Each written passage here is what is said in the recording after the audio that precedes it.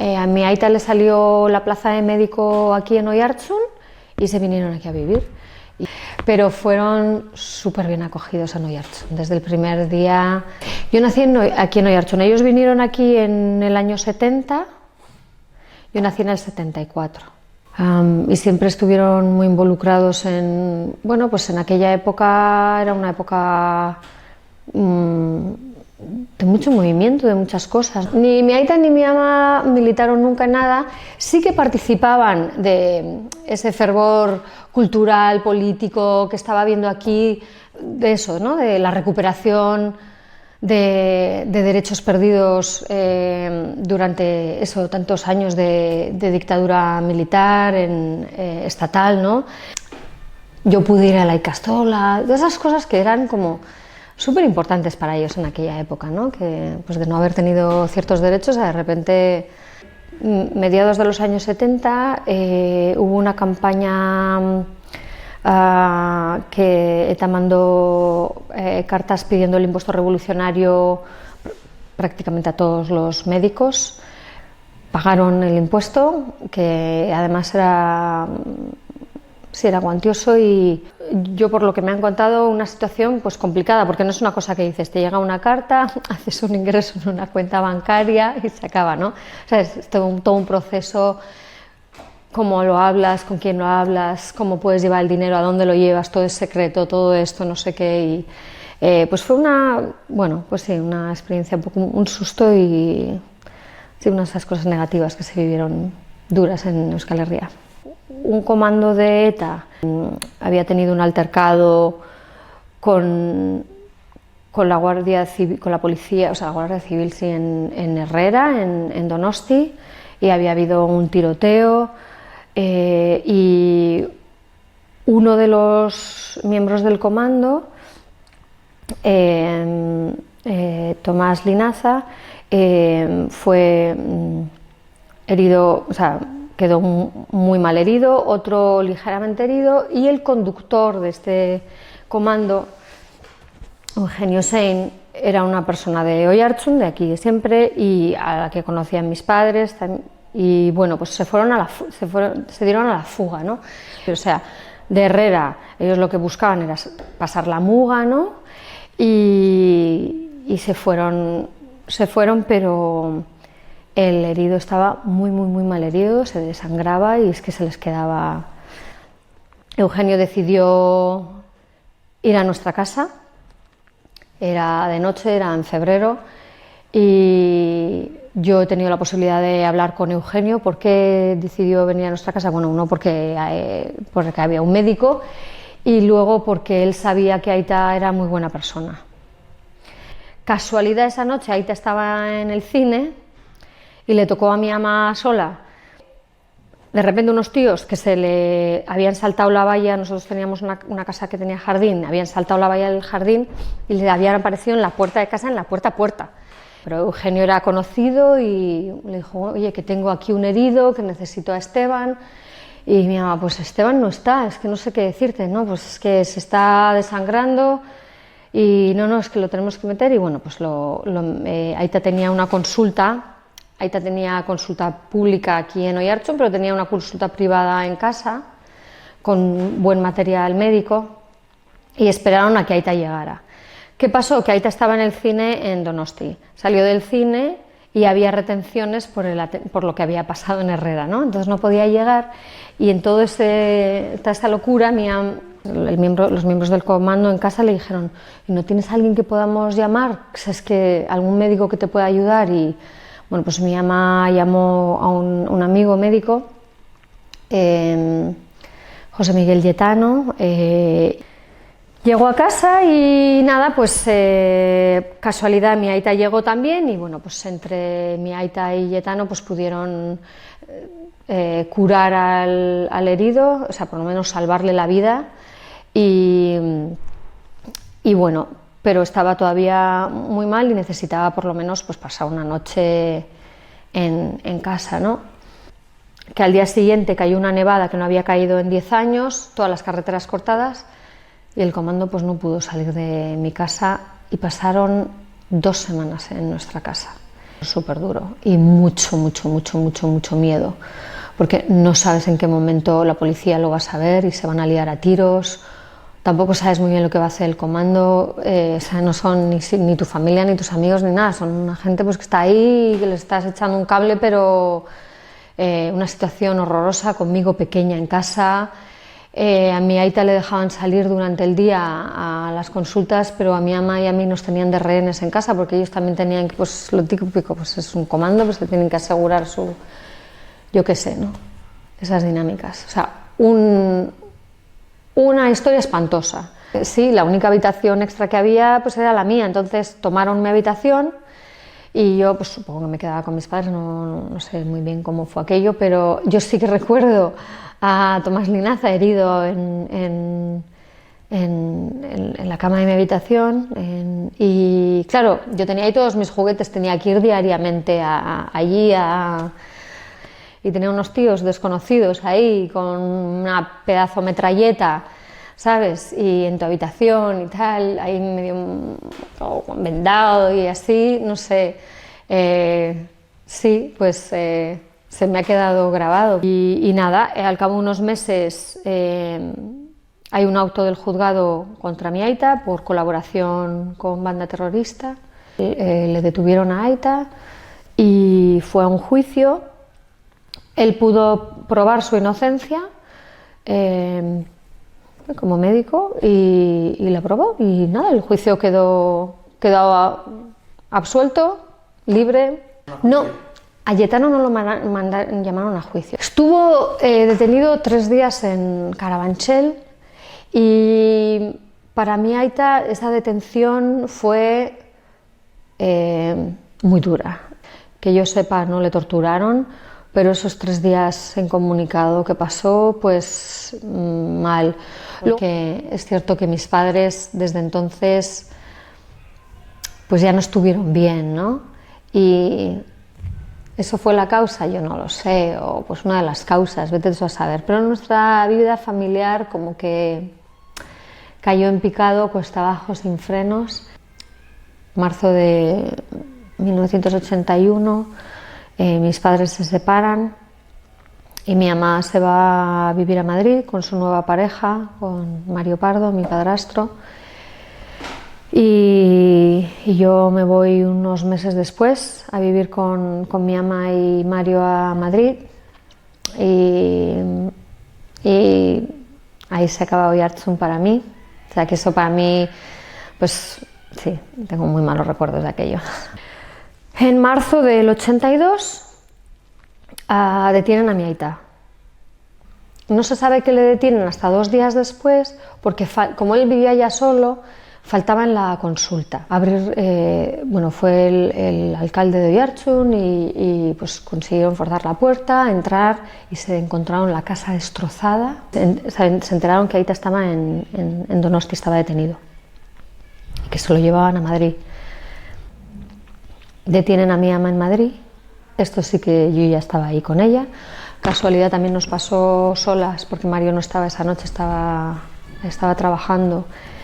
Era de noche y vinieron 3 guardias civiles de paisano a casa y parece ser que en todo ese tejemaneje pues yo fui a mi habitación, fui a mi hucha, metí todo el dinero en una bolsa de plástico y corrí detrás de mi ama a dársela y le dije, por si lo necesitas, donde vayas. Fíjate, una niña que no había cumplido 8 años todavía, o sea. Y parece ser, luego cuando salió de comisaría mi ama, Mario, que habló con estos guardias civiles que le detuvieron, uno de ellos dijo que le había partido el corazón haber visto eso. Pero es que en el mundo de la tortura, es como un mundo aparte. Muchos torturados no son conscientes de que les han torturado. Entonces mi madre no es consciente de que la hayan torturado. Como mujer tienen tantas formas de hacerte pasar miedo y hacértelo pasar mal. Le dieron muchas vueltas por el monte, o sea, por el campo, así, no sé qué, en coche. Le ponían la mano en el hombro, que eso para una mujer pues ya es un símbolo de presión física, ¿no? Y pues sí, le hicieron pasar mal. ¿Le pegaron? No. Lo que sí que pasó es que en la celda en la que le pusieron durante la detención era contigua a la de Aita, y a él le oía cómo gritaba mientras le torturaban, y eso sí que fue horroroso para ella. Le sacaron de comisaría sin cargos, ninguno. Mi Aita, en ese trayecto entre haber estado en Donosti, pero principalmente en Madrid, salió de comisaría también sin cargos, que eso también es muy importante decir, o sea, salir sin cargos, o sea, no tenía nada contra él ni contra ella. Yo me pregunto por qué tantos días si sabían desde el minuto 1 que Aita no había hecho nada. ¿Qué querían de él? ¿Qué querían demostrar? ¿Qué querían hacer para hacerle sufrir tanto durante tantos días? Esa es como mi gran pregunta, ¿no? Y que me queda ahí. También en esa detención detienen a Yetano, o sea, es decir, esos años después, de repente ahora detienen a todo el mundo que había estado relacionado con aquel comando que vino a casa, que no tiene ni pies ni cabeza. Yetano, mi ama y mi Aite, todos son puestos en libertad sin cargos, justo ahora este verano, que no había hablado con él desde entonces, y le pregunté que si le habían torturado, y él me dijo, no me torturaron. Y entonces yo le volví a preguntar, ¿pero estás seguro? ¿Te pegaron? Y me dice, hombre, sí, pegarme, claro que me pegaron. Él sale en la Audiencia Nacional y afortunadamente ahí estaban Chema Montero y Álvaro Reizábal, que eran dos abogados vascos que vivían prácticamente en la Audiencia Nacional, porque representaban siempre a personas de Euskal Herria, a gente...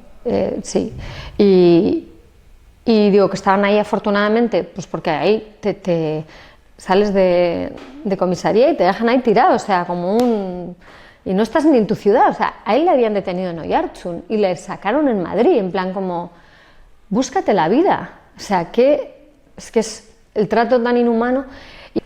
Yo tengo testimonio de tanto Álvaro Reizábal como de Chema Montero, de cuando vieron a mi Aita, se quedaron muy, muy, muy sorprendidos. Ellos estaban acostumbrados a ver gente salir de comisaría hecha unos zorros, o sea, fatal. Pero dijeron que lo de Aita era otra cosa. Físicamente estaba mal y psicológicamente era lo más llamativo, ¿no? No tenía sentido de la realidad, el espacio-tiempo estaba totalmente...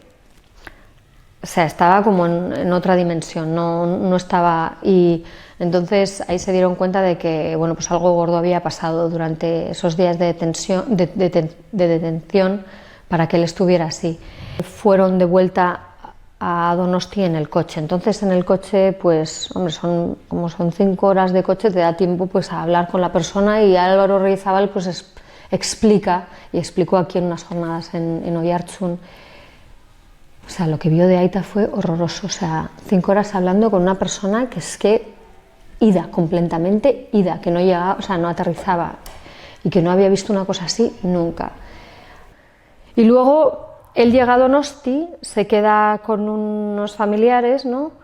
Y luego ya, solo fueron 3 días, ¿no? En 3 días no te da tiempo a nada. Estuvieron con unos familiares el primer día o día y medio, vino su ama, mi amume, y luego el último día fueron a Oiartzun a casa, ¿no? Él quería volver a casa. En todos estos días, creo, habló con mi ama. Lo primero que Aita preguntó a mi ama es ¿dónde está Tamara?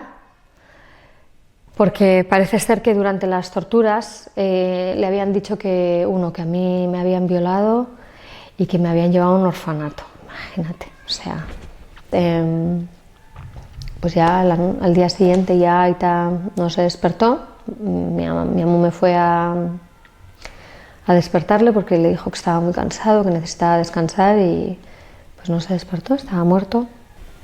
Y bueno, pues llegó enseguida Chema Montero, que se enteró de que se había muerto. Lo primero que hizo es saltar la alarma, ¿no? Alarma internacional, llamó a Amnistía Internacional, porque eso, y gracias a Amnistía Internacional movilizaron a forenses internacionales, hubo mucha movilización política aquí, hubo manifestaciones, de todo, o sea, cuando murió Aita, y querían una autopsia.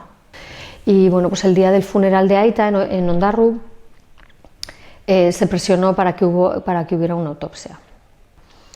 Bueno, en ese revuelo político y la presión porque haya una autopsia, parece ser que el gobernador civil llama a un médico de Guernica, el doctor Alfageme, un médico general, sin conocimientos de medicina forense, sin material de medicina forense, sin haber hecho una autopsia y en circunstancias que no eran las adecuadas. Yo le llamo la no autopsia, se hizo en el cementerio de Ondarru, o sea, no en un sitio médico esterilizado ideal.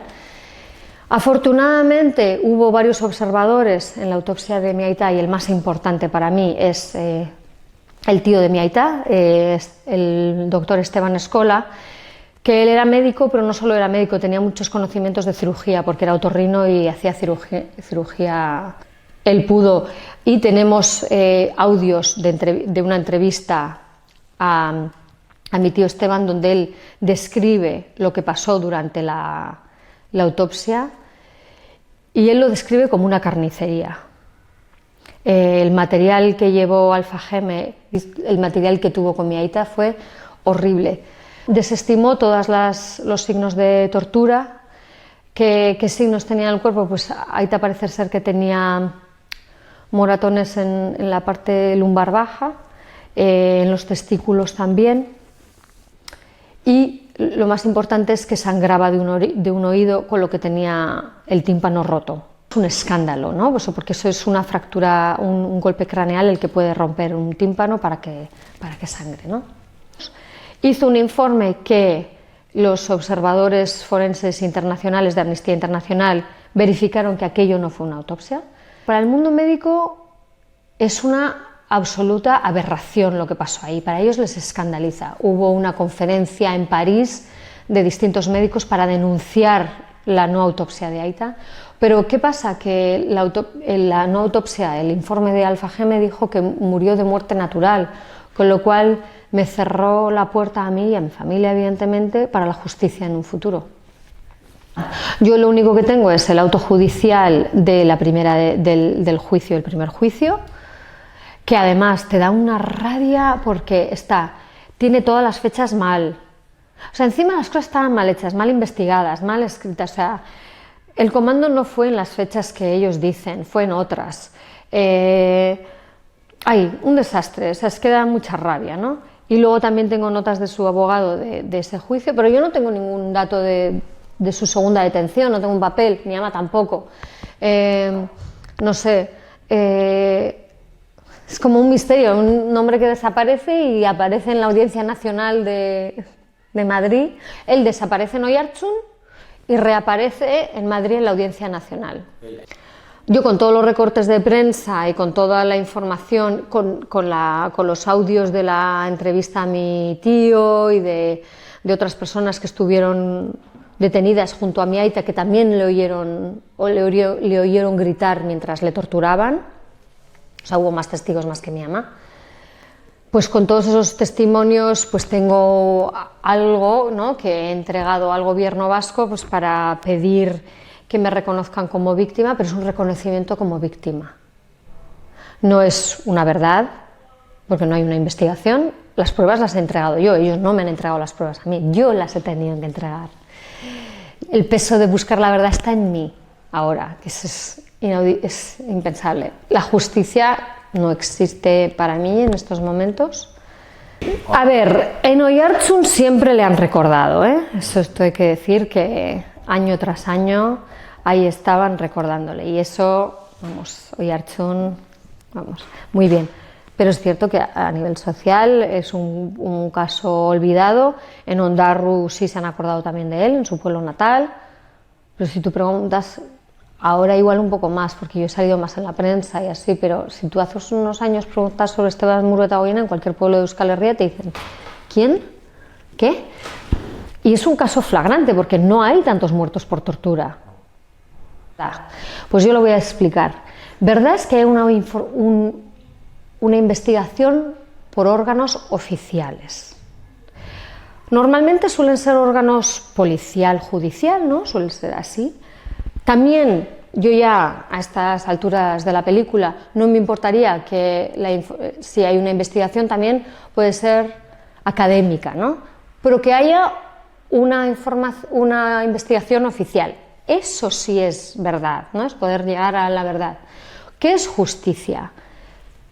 Que haya un juicio en el que si hay personas que han cometido delito sean enjuiciadas. Y yo eso sí que lo quiero.